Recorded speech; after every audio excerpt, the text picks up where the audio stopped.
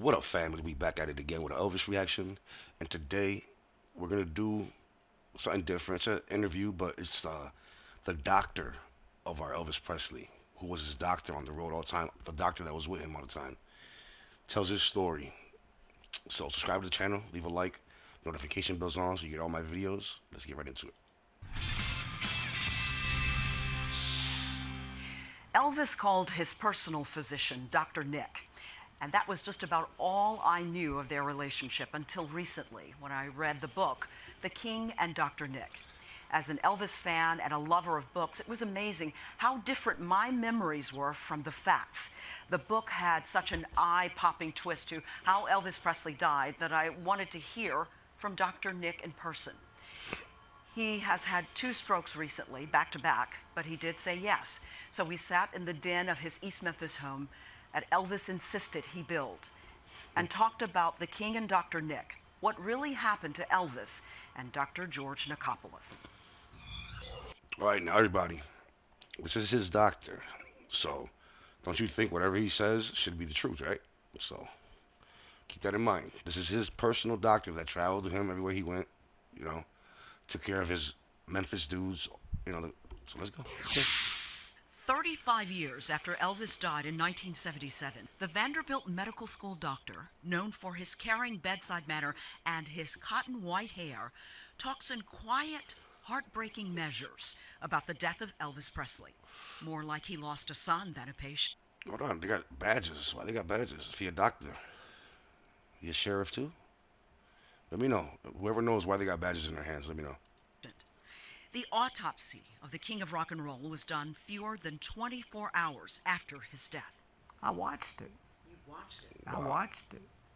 You know how hard that was. Wow. They met on a house call at Presley's North Mississippi ranch. Elvis convinced him to travel around the country as his personal physician and as doctor to the road crew as well. Theirs was a closeness akin to family. Here they are in 1973, relaxing with family in Hawaii. Never know how much I love you. It was before the history-making concert Aloha from Hawaii.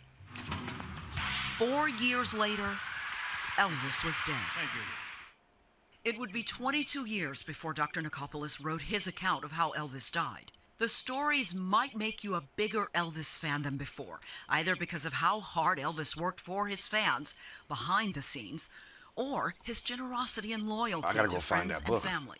But there is also a section about Elvis's demons, both personal and medical. There were pills to sleep, pills for anxiety, and laxatives. Which ones did he need most? I guess at different times he needed all those different pills. And it turned out that the meds had nothing to do with his death.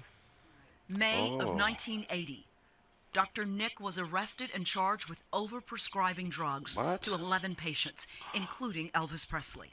Under oath, Dr. Nick admitted that he prescribed painkillers for Elvis' arthritis, heavy doses of laxatives, sleeping pills for his insomnia, and amphetamines for weight loss. But he also took drastic measures to manage his patients' dependence on medication. He and others testified that he moved a nurse to Graceland just to monitor and dispense Elvis meds. I found out that we got into less trouble with him and medications or drugs if we kept them in our hands instead of giving them to him to take. He'd give you a good argument. I'm a patient. You don't treat other patients that way. You give them a script and you tell them, go. Dr. Nick documented that he often used placebos instead of real drugs to help keep Elvis from mismanaging pills. Before one show, I pumped him up with placebos, and he did the greatest show that he had ever done. One of the greatest shows he had ever done on the placebos. I made a mistake by telling him this. And then he started having some questions about what I was giving him, whether I was giving him placebos or giving him the real things. In 1981, I mean, anybody would be questioning after that. You know what I mean? Like, dude, what the fuck are you giving me? Like, come on now. I would be questioning it. Let me know, right? You guys would be questioning it too. placebo, they give him the real things. In 1981, Dr. George Nicopolis was found not guilty of all charges tied to the death of Elvis Presley. That didn't satisfy the national media. A cover up was suggested. So Oh, so hold another on. So they were autopsy. charging this guy with the killing of Elvis Presley? That's what they were doing? I didn't know that. Wow. And then the media, they love Elvis Presley, so they're going to hand it to him. You know that. Whew. Media love Elvis. Satisfy the national media. A cover up was suggested. So another autopsy was ordered. This one was done by an experienced medical examiner in Dade County, Florida. Hold on. An experienced? What you mean? So who did it the first time? Somebody who's experienced. Somebody you have to be qualified. Somebody went to school for that. Dr. Joseph Davis' verdict? The same as the Tennessee ME. Drugs did not kill Elvis Presley. He said there were only trace amounts found in his system. He added, quote, "It takes hours to die from drugs." The scene itself told what happened to Elvis, end Wow. quote. The infamous bathroom scene was shared in painstaking detail in Dr. Nick's book. When we come back, the medical discovery revealed at the autopsy that had it been caught earlier, Dr. Nick thinks it could have saved Elvis' life. And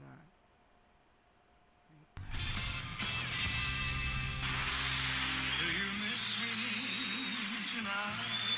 Even after not one, but two autopsy reports that showed Elvis died of a heart attack from natural causes, Okay. and Dr. Nick was cleared of any criminal charges, So it was the natural national causes. media Good. still It wasn't like insisted somebody killed him. drugs were behind his death. yeah, As described in the book, The King and Dr. Nick, Dr. Nicopolis tried in vain to save Elvis Presley August 16, 1977, on the way to Baptist Hospital in the ambulance, and again at the hospital. Can you believe this gentleman here was actually there trying to save our Elvis? That's crazy. Like, you know what goes through his head after that when he tried to save Elvis and he know he couldn't save Elvis? Like, his mind's all fucked up. That's crazy, yo. He tried to save Elvis' life. He was there the day he died, physically there with him, grabbing his body, you know, like. He recalls what happened that night in the master bathroom at Graceland before the ambulance arrived. he fell on the floor, but he was having a seizure then. His heart overexerted itself to beat too fast. The maneuver of straining, which slows your heart down. You can sit there in your chair right now and just strain for a few minutes or less, and you can feel your pulse drop down. Dr. Nick writes that watching the autopsy offered everyone in the room an instant explanation for why Elvis was sometimes bloated, why he found no relief even from heavy doses of laxatives. He says Elvis had a condition known as megacolon. There are different causes for the megacolon. We don't think was hereditary. We feel like his was from a viral disease of the nervous system to the colon. Dr. Nick says reports about the size of Elvis' colon were not exaggerated. Some reports say as many as 6 feet longer than the average human size, loaded with pounds and pounds of blockage. No, it was several times normal. How big around it was, how long it was. When you got a bag of cement sitting in your colon, Ooh. trying to get rid of it, and it's like trying to pass a rock because the barium that was left in the colon 3 or 4 months Damn. should have been gone in 2 or 3 days. And food couldn't get through because of the barium was like concrete. It wouldn't move. Dr. Nick is convinced that if he could have shared that story sooner, had he been allowed by the court or Elvis' family, Damn, imagine if Elvis would have said, dude, I'm having problems shitting. Like, I'm not shitting solids or I'm not shitting, you know, forever. You know, I'm getting fat. I'm getting fat. I'm getting fat. You know what I mean? And like, If he would have just told somebody, then they would have checked it out. Like, what's going, let's see what's going on with him. Let's give him a flush. You know what I mean? To see if it flushes his shit out. Damn, y'all. If he would have just said something, man, that guy probably would have been alive to this day. For real. He could have saved his career. Most important, he feels that if tests had been done that revealed the megacolon condition, he could have saved the life of the king of rock and roll. It just hurts so bad to know how much time you devoted to this guy. And it wasn't for him to make money. It wasn't for him to... What he was saying was, it makes him sad because he gave so much joy to so many people, and that's gone. And in 2013, it's a piece of cake. All of my life, I was told that Elvis died after a life of excess because of drugs, because of a hard life on the road, the rock and roll lifestyle. And all of that, I mean, think about it. I mean, think about what we feel like on Saturday mornings after some weeks. It all, I'm not a physician, but I'm sure it all added to it. Elvis was given to excess. He laughed a lot. He loved hard. Instead of one antibiotic, the reason there was a nurse moved onto Graceland property was because he thought if one is good, I'll take 3 antibiotics. Yeah. So he had a nurse dispensing it. But he just says if he could have clipped that part of his colon out, he feels certain he would be alive today. That's amazing. And a doctor in in Mississippi, University of Mississippi, the hospital there, is the one who called the neuropathy, the nerve damage to the colon. He gave it a name. I talked with Elvis' longtime friend, George Klein, who introduced Elvis to Dr. Nick, and he read the book and said, if you have any questions, it'll answer it. He said, I know this. When he was there, Elvis was in good health. When he wasn't, Elvis was not. He took the worst hit of everybody, lost his career, and almost lost everything else. Daryl, I recommend the book. And in the middle of it, you'll find out about the autonomic neuropathy that led to that megacolon, according to Dr. Nicopoulos. That's a fascinating read. It is. I'm going to have to check that one out. It is. Wow. Well, that's the end right there, but wow. See, and everybody always told that Elvis died because doing drugs and partying hard and this and that. No, man, you see, his doctor, from his own doctor's words, that's what he died from. Well, had nothing to do with pills, none of that. Damn. Appreciate y'all. Subscribe to the channel, leave a like, comment, notification bells on so you get all my videos. Until next time, peace.